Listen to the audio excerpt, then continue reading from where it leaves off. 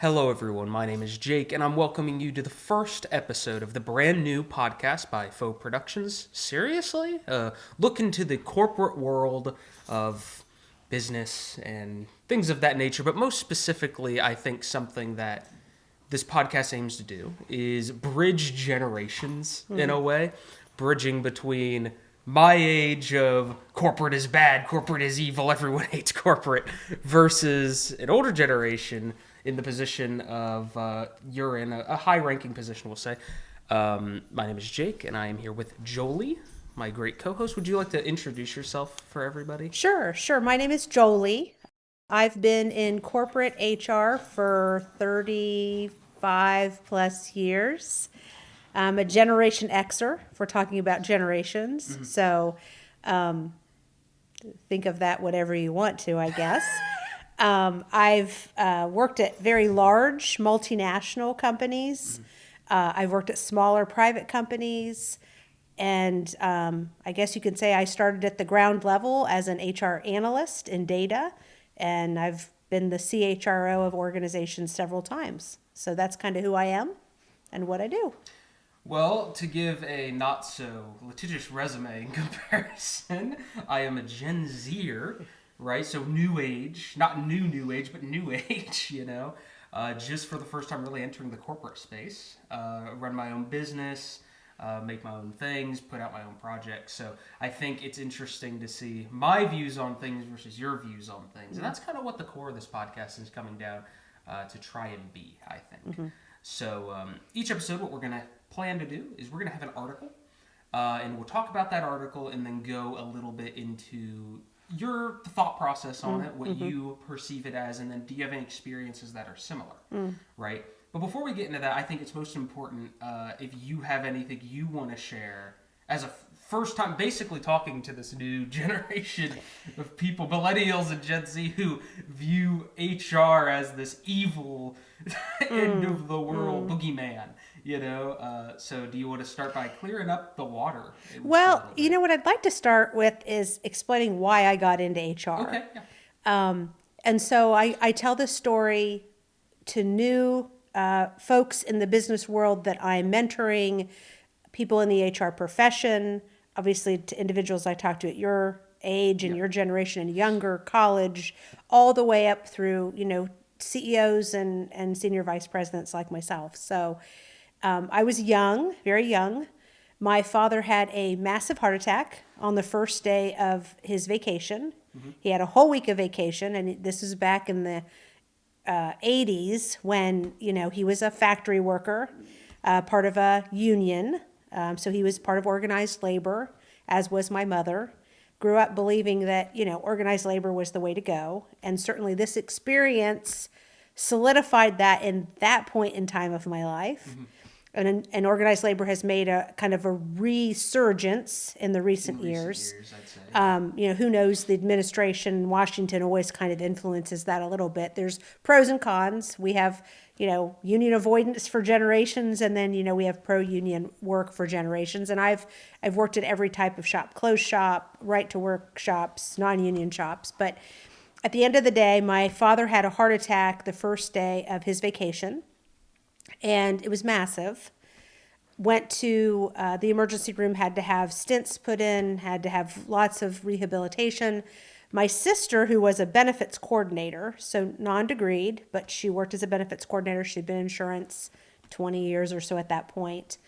Went to his employer. This was long before you had emails or you could even call. You had to go in person. And she got all the paperwork to apply for him to have a short-term disability. We call that STD. He filed his paperwork. He had his procedures. He was in the hospital almost 2 weeks. Came home, was building back up his stamina. I grew up on a farm, so, he had been a pretty, I would say, athletic type of person before that, with all of the animals and all of the farm equipment and just the things that it takes to run a farm. But this, he was in his later 50s. This was significant for him. It was, I think, the 6th week of his leave, and he was going to go back to work in a couple of weeks.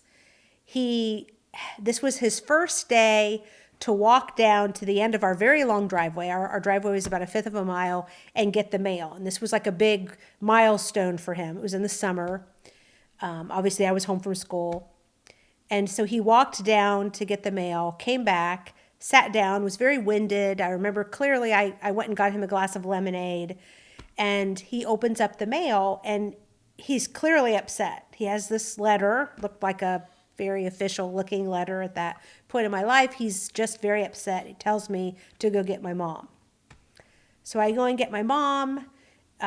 It's very clear they want me to leave. As a typical teen, I hid around the corner into the kitchen and listened to what they were saying. Eavesdropping. And I find out that my father has been termed for what's called 3 days no call, no show. So in most factory settings, most I would say labor type of settings, if you don't come to work for 3 days in a row and you don't call and let somebody know that there's something unique going on, it's an automatic resignation. That's the process. And, I didn't understand that then. I understand it very well now, and why we have those rules almost unilaterally. And this is a man who had been at this company for over 30 years. He had built his life around it. He'd started as a machinist on night shift, had gone to day shift when I was in my early teens. And he was devastated. I mean, he'd had this serious health issue. Long story short, and I know that's hard now because I've been going on, but at the end of the day, it all came down to an HR generalist who probably made an honest mistake, but instead of owning it and saying, yeah, I screwed up, I didn't file the paperwork, she said nothing, did nothing, or worst case scenario, facilitated the misconception. My father had to go and file a grievance. It went through the process, and he was reinstated, which is, the importance of having either a good HR, well, always the importance of having a good HR organization, but why unions even started in the first place and why they continue to have such a support is because you have individuals that don't take the fact that they are making life decisions for people seriously and understand the burden and the responsibility of that. And so Dad was never the same after that. He lived and breathed and was so proud of where he worked. Well, that was gone forever. He worked maybe another 18 months, took a disability retirement, and didn't live too much longer after that because of, all the damage from the heart attack. But at the end of the day, that was really impactful for me. And I remembered thinking, I want to be in a position where that never happens, where regardless of the fact that you make a mistake or you just screw up, you have the ethical and the moral compass to say, I am always going to make sure that I'm giving the people the benefit of the doubt. And the decisions that are being made, when you're making an employment decision as the company that people work for, terminating somebody is the most serious decision you can make. It is kind of like a death sentence to some extent. Now, people get terminated for lots of reasons.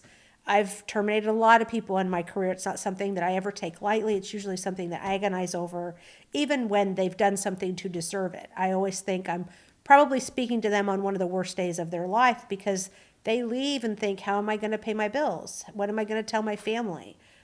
What's tomorrow going to bring? Will I be able to make my house payment? Will I be able to feed my children?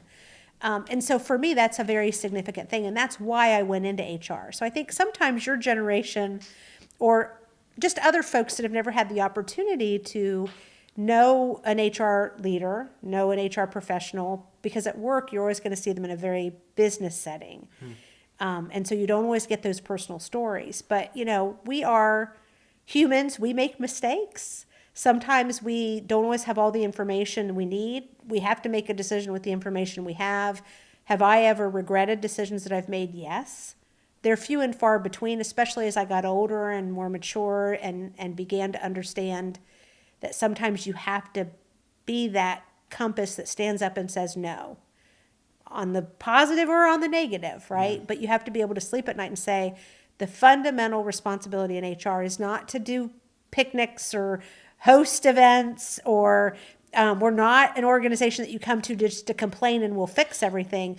We are an agent of the company. So we have to understand business. We have to understand why businesses are are successful, why they're not successful, how a business makes money, unless you're at a nonprofit or something.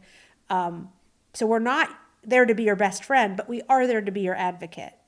And we are there to listen and to try to strike that balance between what a people leader or manager or director or vice president is saying versus the employee's perspective. And so that's kind of how I got into HR. So that I wanted to start with that. And then, as I've said, I think there is that misperception of what lots of different functions. I'm just talking about HR right now, but our purpose. Our purpose is not to solve your problems for you. Our purpose is not to protect your job for you. Our purpose is to administer the policies of the company. So the way I like to explain it and the way I think about it is there are laws in society, right? The police catch you if you've broken a law, but they're not the judicial piece of that. They don't care what the end point is. They have an arrest warrant. They go out and they arrest that person, and then due process follows through. HR is part of due process. So if someone comes in and says, my manager did X, we have an obligation for the company, for you, and for the manager to look at all of those perspectives and try to figure out what's the story in between the stories. Because all of these things are heavily influenced by our perspective, by our frame of reference, and a lot of times intent or motivation is assigned that isn't there. One of the things, especially as I've gotten more mature and you begin to think, is this, whatever happened here, is this something that warrants the absolute extreme decision, which is termination? Or did somebody just have a bad day? Everybody has a bad day. Managers, leaders are people just like everybody else, and sometimes they misspeak. Sometimes, their dog died this morning, and so you have to be accountable for the things that you say. It's never okay to harass people. It's never okay to use prejudicial type of language. But, people are humans, and sometimes employees don't like their managers, and sometimes managers don't like their employees. And I think that's often the mistake. I have managers that come to me as well and say, well, your job is to help me terminate this person. No, that's not my job. Now, if that decision is made, I will help you execute that, but I administer the policies of the company. And in HR, I think one of the things that gets confused or misunderstood is, I can't just change the policies because I don't agree with them. I can't just not apply a policy. I can maybe influence a change to that policy, and certainly at the level I'm at, I get to create policy. But, you don't do that in front of people. You let policy process through. If I've done this for 100 people, I don't just suddenly on the 101 person say, I'm not going to do that anymore. And you have to kind of say, okay, we're going to draw a line in the sand. We're going to create a new policy. We're going to issue a new handbook, whatever that might be. And now going forward, we're going to do this differently. And I think in a lot of companies, there are very old things that have been in place sometimes for decades that you don't know about until somebody bumps up against it. And then you have to say, is this the time that I say, we're not going to do that? And that does happen a lot. Of course, as the employee, you're not going to see that because I'm not going to come and tell you that. That's not being an advocate for the company. But I think it's always important to understand the motive of the person. If someone comes and says, my motivation, somebody did X and my motivation is I want them terminated, my radar goes up because that's a very extreme desire versus saying, I just want to stop. Jake's been calling me, hey man, every day, and I don't like it. Then you just say, okay, did you tell him to stop doing it? And did he continue to do it? And then you step it up a notch and say, okay, no more. But that's probably not a terminable offense. Now, somebody grabbed your butt, that's a completely different situation. Oh, yeah. 100%. Right? Somebody gave you a hug. Did you tell them you don't want to receive a hug? Because for some people, that's just the same as a handshake. Now, best Best advice ever is don't touch anybody at work. Ever. Just never. Just try not to touch It's them. a losing battle. And we don't do handshakes like we used to. Your generation, because We do of COVID. fist bumps. Or we elbow. Do elbow. I don't even do elbow. Yeah. During COVID, I remember that a lot. We weren't shaking hands. And I never really cared for the whole handshake because you're consciously, is it firm enough? Is it long enough? Is it too long? And I started my career at a Japanese company, and you never touched. It was always a bow. And you had to learn how long do you bow. And I guess that's maybe another point to bring up. There are cultural norms depending on where your company is headquartered. And just because they're in the U.S. doesn't mean that those norms are going to be the norms you grew up with. Yeah. And I see that a lot, especially as a multinational, as a U.S.-based employer with someone in India or somebody in the U.K. or somebody in Russia. And inevitably you fall back into what your social norm is. You guys took a 4-hour lunch.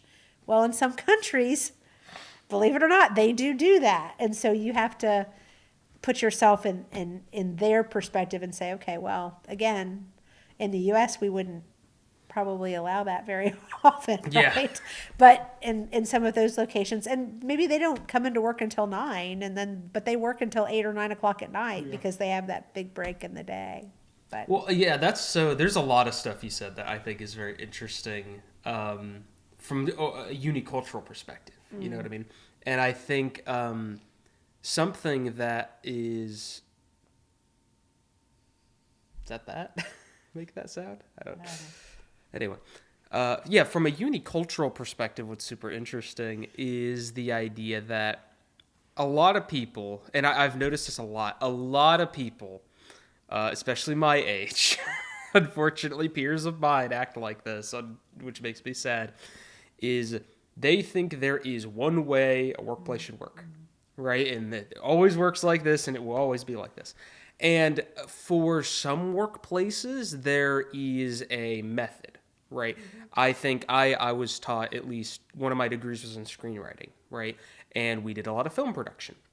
And a film production, while being different on the, I guess, organization front, mostly operates the same every time. There's a call time, you get there, you do something, you run the footage back, yada, yada, yada, yada, right? And that happens, and that's what it is. And a lot of peers who I know coming from that industry who are now not able to find jobs thanks to the recent writer's strike, they are going into the industry finding other jobs, right? And none of them operate in the way they thought they would. And I think what's important about you sharing this is that I think a lot of people, especially in my generations, have such a contorted view in a very, I would say, maybe not the word I'm looking for, but idyllic view or utopic view of what something should be, to the extent of we have to be good, we have to do this, where unfortunately not business is for profit.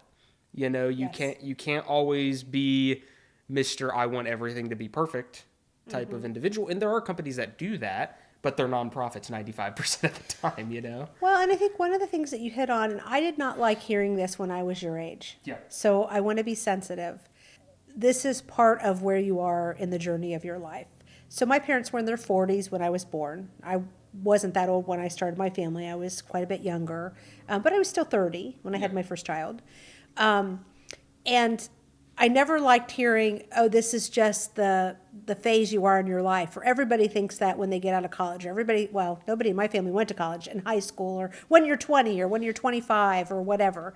I never liked hearing that. But now that I'm in my mid-50s, I will say it happens. Things recycle. And I do think that where we are developmentally, whether you're getting out of high school and you're entering the workforce, you're getting out of college and you're entering the workforce, there is a little bit of a Camelot mentality, because you do feel like I've prepared and now this is what it's going to be like. And I remember that as well. I really do remember thinking, well, they're not doing what they're supposed to be doing. Some people never move past that. Yeah. I've had professionals that I've worked with that have been in their 50s and 60s, and they still believe there's one way to do it, and if anybody doesn't do it their way, they should be fired. Mm-hmm. Those folks typically don't, they'll cap out in their career. they usually are not able to step beyond and become, let's say director, senior director, VPs, because the world is gray. Yes. And although no one likes to hear this, situational ethics do apply. And so what's okay in one environment may not be okay in another environment. If someone did something once, but someone else has this pattern of behavior, even though it's a little bit different, the result and the outcome may be different. The way management addresses it will be different. And I do think to some extent, and I remember this as well, whether you're in high school or you're in college, you miss a class, it's not that big of a deal. Yeah. You make up your work. Sometimes, especially when you're in the professional world, and I think a lot of the viewers will probably be college educated folks entering the professional world, you have to realize that you want work-life balance, don't get me wrong. It's impossible, I think, to really achieve long term. You'll have times when you can get it, but there will always be peaks and valleys. Yeah, and so, I think you just have to, as you're building your career, you just have to be a little bit patient. And that's hard because, we want to go from school right to all of the things that make us excited. I know one of the things that I hear you talk about a lot is, you're a creative. I'm not probably a creative. The rules were very clear to me when I got out of college. It was almost a color by numbers. If you do these things, you should have this opportunity. And what do you want to be when you grow up? I say this a lot when I interview folks. I'm 54. I don't know what I want to be when I grow up. I think this might be it because now I'm thinking about retirement. Yeah. But, you, as a creative, and I think a lot of folks in your generation, even the generations in front of you, there's that concept of take something that you love. And if you do that, it will never feel like a job. I'd like to believe that's true for some people. Yeah. But I don't think that's true for the mass majority. So you have to figure out, are you going to get your creative outlet through work? Or are you going to get your creative outlet through hobbies or through your family? And it takes time to figure that out because like I said, I couldn't get the job I wanted. I was basically with a master's degree in IO psychology. I was working as a data analyst, very disappointed. Is this what life is about? Started learning to find satisfaction through other things. And then probably about 30, my job started to take off. My career really started to go. And I had to make a lot of sacrifices. I traveled internationally a lot, missed football games, basketball games when my kids were littler. I missed soccer games. I missed band concerts. And so you have to decide what's going to give and what's not going to give. I personally believe it's very difficult to have it all. And I think from the outside looking in, some people might think I have it all, but they just don't understand the personal sacrifices that you've made. And so I want to comment on this because this is interesting to me because what you always get, and I think our generation, or at least my generation, I don't know, millennials, I'm kind of on that weird gap. Right. So I don't know which I'm technically considered, but I kind of bridge the gap of both. So I get a foot in both worlds. And something that, although they won't admit it, millennials, I would say more Gen Z, are impacted by is figures in entertainment, figures in the things they watch, people they look up to. And just to give an example of the world we are in today, the number one job kids want to be today is content creators. Because the thing is, we all grew up with this new age media of things like YouTube, of things like Twitch, of things like TikTok, right? Mm-hmm. And so many people look at that and they're like, that's so fun, that's so entertaining, I want to do that. And you have not only those people, but also people who are in professional fields like basketball players or people who are big film directors or actors, right? They always say whatever, because it worked for them, I imagine, but they always hit you with the statement of follow your dreams, do what you want to do, and that's the most important thing. And most business advice today that college students are given is that exact thing. Because even like I'm no longer in college, but when I was in college, I went to their job thing, right? Whatever they're called, the career center. And I would ask, okay, I want to do this in the future. And they're like, do you like doing that? that's the first question they ask you. And I was like, yeah, it's something that I'm super passionate about. And I'm not doing that today, but at the time, that was something I was super passionate about. And they're like, the persons, at least, and maybe this was just this one person who told me this, but I've heard many other stories from many other students and peers, is that they will tell you, and the person at least told me, that if you enjoy doing what you're doing, as long as you can sustain yourself with it, it's fine. The problem is they never define sustain yourself. And in a world where I would say, at least as we enter, now it is 2025, right? As we are in this new year and these new things are happening, we have inflation going up, right? We're probably going to have a spike domestically for the tariffs that are going to come in very soon. That's the story. That goes through. That's the assumption, according to economists. But it's something, because it's like, I think and we should move on to our article, so I'll leave it on this point, is something that I think is great about having a podcast like this is the world of business is not communicated well to youth. The way it's communicated is best done in business schools, but the problem is not everyone's going to a business school. Not everyone has those professors who tell it to you straight. I don't even know that they do that, though, because if you're a professor, you probably aren't in business. Well, you don't here's necessarily understand what's happening. What I will say is we had one professor, or at least I did, and I had a class for them called Careers for Writers. They were blunt to you about the statement of when they do their open houses and people come in and all these parents come in and they're like worried about this writing degree. What's a writing degree going to do? Because that's a good question. As a person with a writing degree, I was questioning that, right? But what I think is interesting is this professor acknowledges that the way writing is perceived is X, Y, and Z. But they have the business knowledge to understand there's technical writing, there's expansion writing, there's copywriting, there's grant writing. I would bet a creative doesn't want to do technical writing. They don't, but that's what that professor told creatives. That's fair. Because you're in a school full of creatives in a writing school. And that was the only professor, at least I knew, who bluntly told you, you're not going to get in creative writing early on. It's just not going to happen. And I think the problem is that is one professor I just so happened to run into, right? So I had that knowledge. Okay. And I think if we had, and I will go in my education rants. I go in education rants all the time.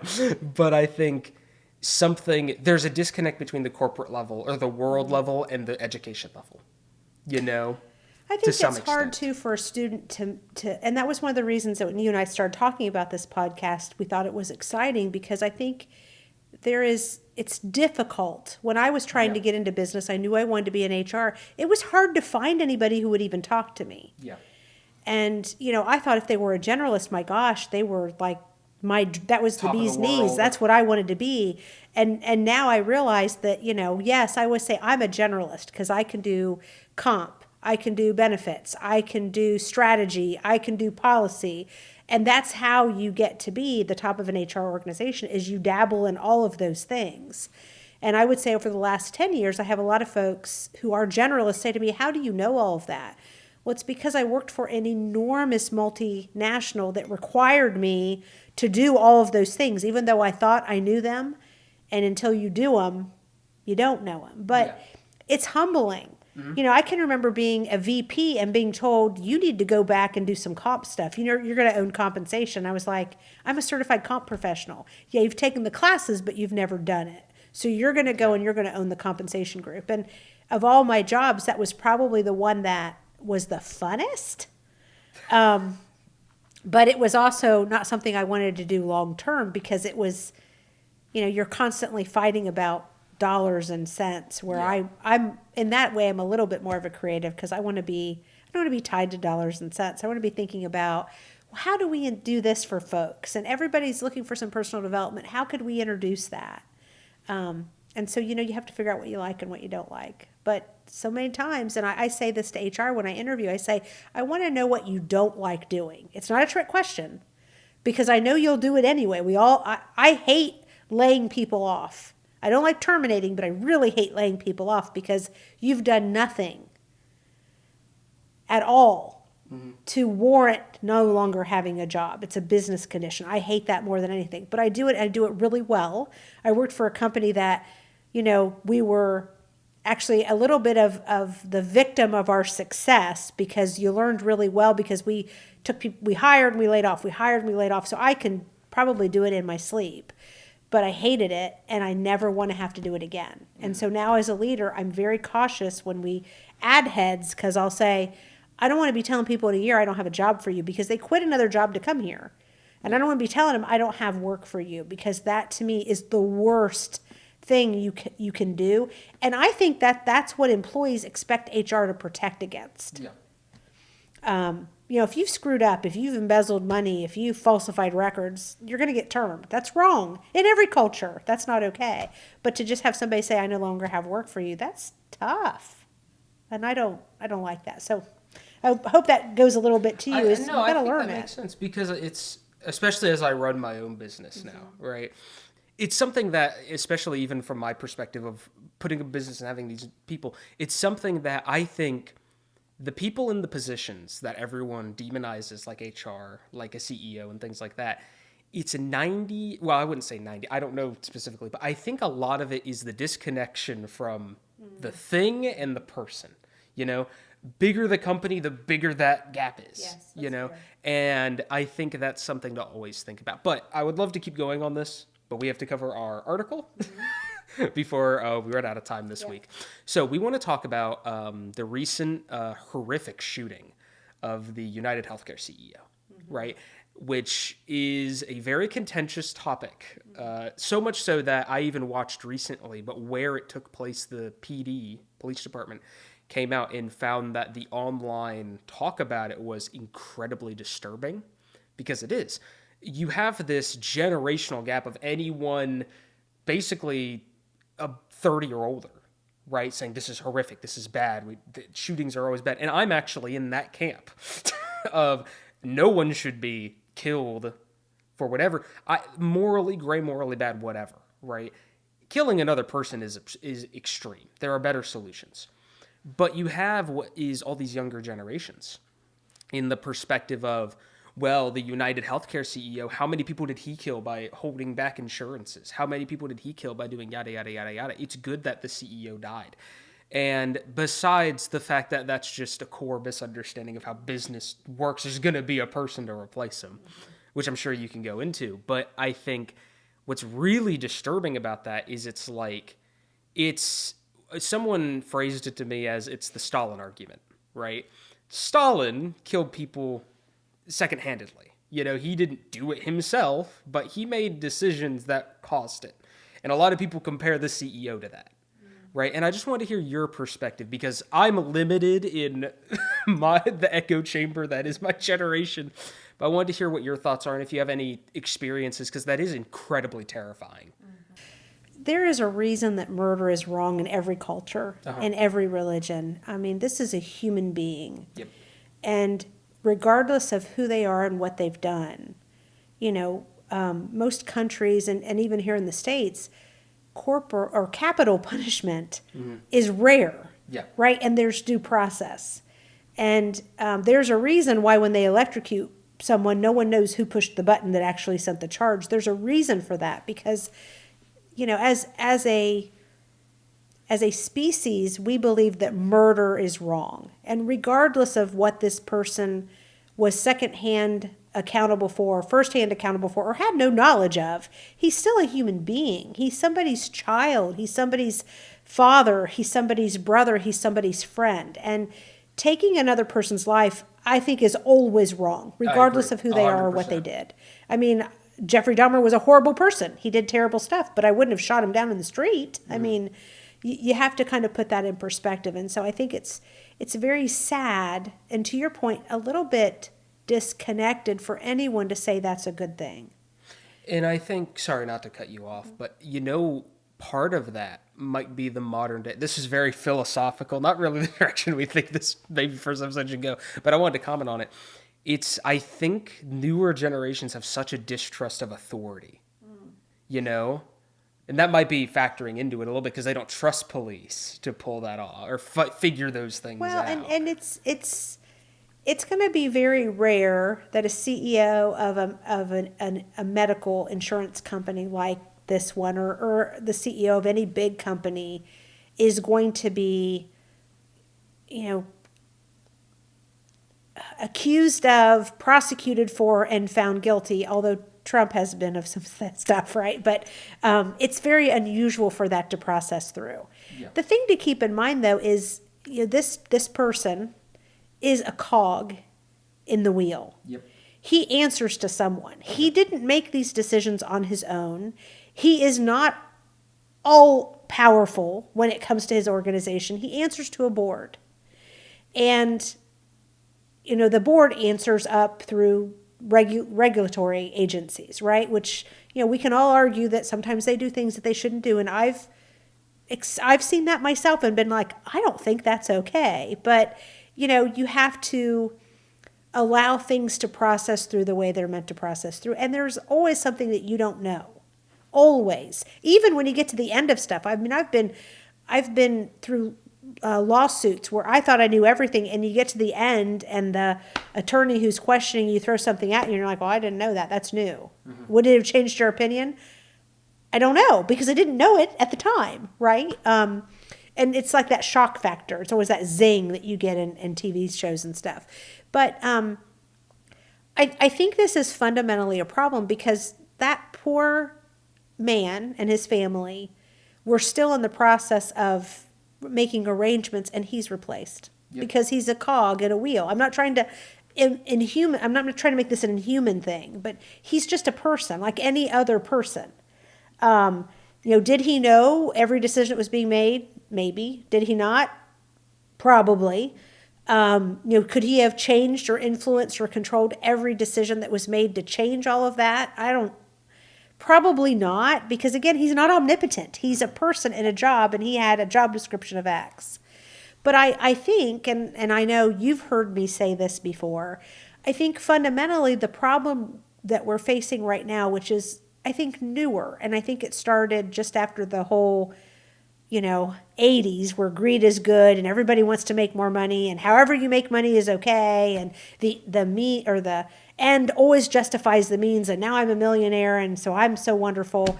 I think that, you know, changed society as a whole. And although we're not still there, you know, we do believe that everybody is going to retire on the money in their 401k, which is based on stock. So pensions have gone away. I haven't had a pension in 25 years, and most of the pensions I had, because I was at a company as many as 10 years and as few as like 4, you know, they didn't have any value. So I have had to fund my retirement on my investments, and so they're very heavily weighted towards the stock market.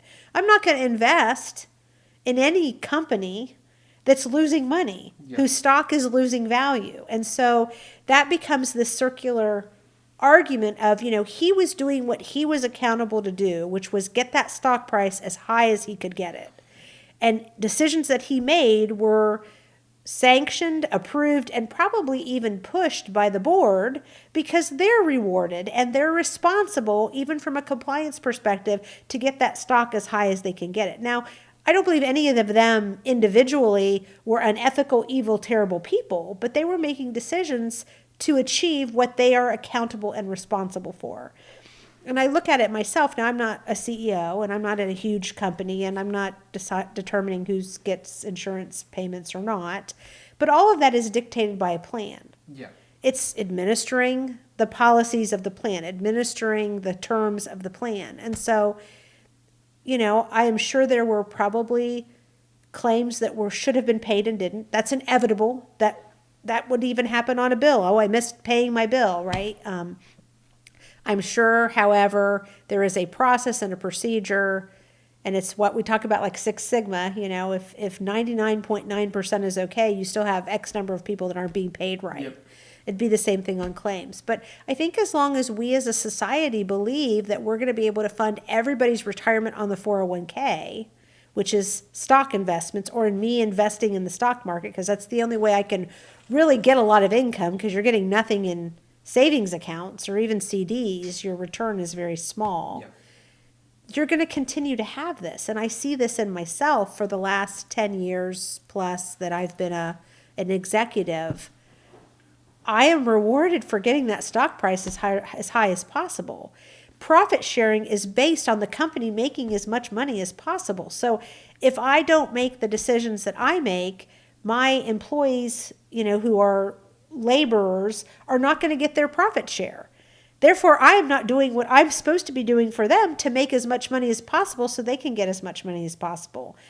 People who buy my stock, if they think that they're buying a $30 stock and I deliver a $20 stock, they're losing money, right? And so I think it's bigger than this one person. It's bigger than this one company. And I don't even begin to think I have a solve for it. It's probably not boomeranging right back to pension.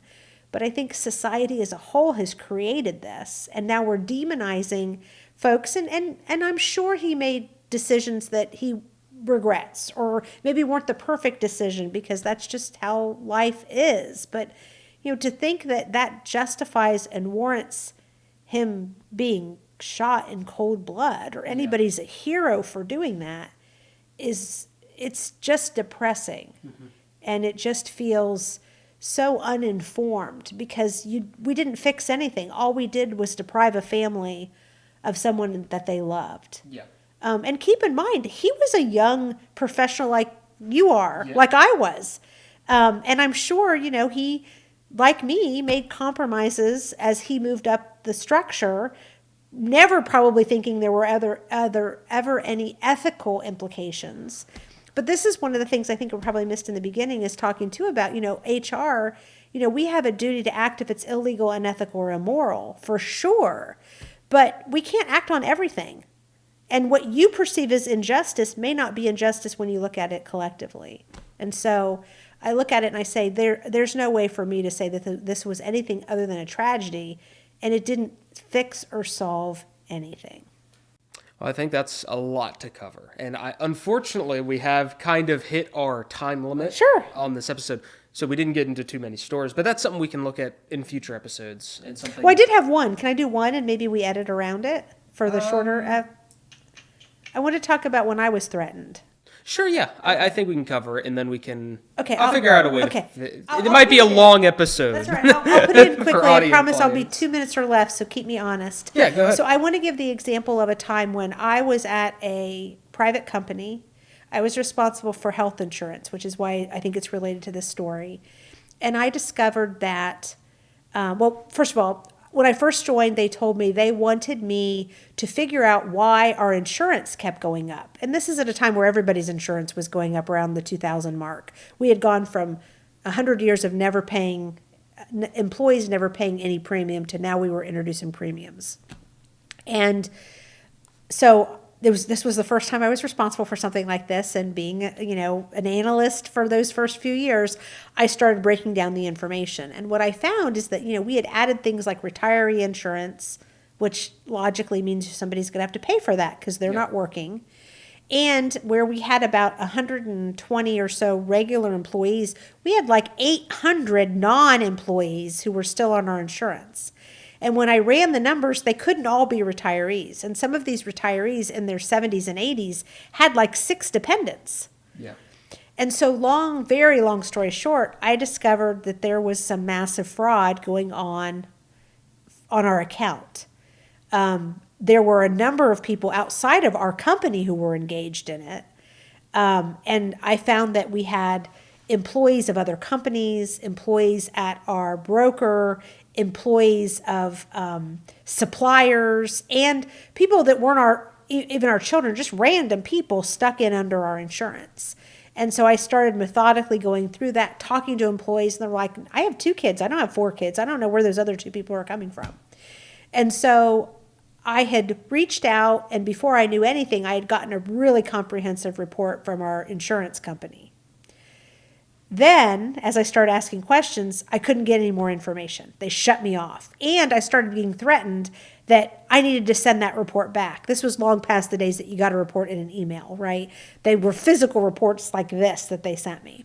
They were in these things called green bar reports, these huge dot matrix prints. And I'm like, I'm not giving that back to you. And I made copies of it because became paranoid it was going to disappear at night, because I had even had these people in the business saying, you're pissing people off. You need to stop doing this. Long story short, I have a baby, my first child. My son is 6 months old or so when I'm digging into this. I had the president of the regional part of this company, this insurance company, call me on my, most of us didn't have personal cell phones right back then, but called me on my business line and told me, I know where you live. I know where your husband works. I know how old your baby is. I know where they go to daycare.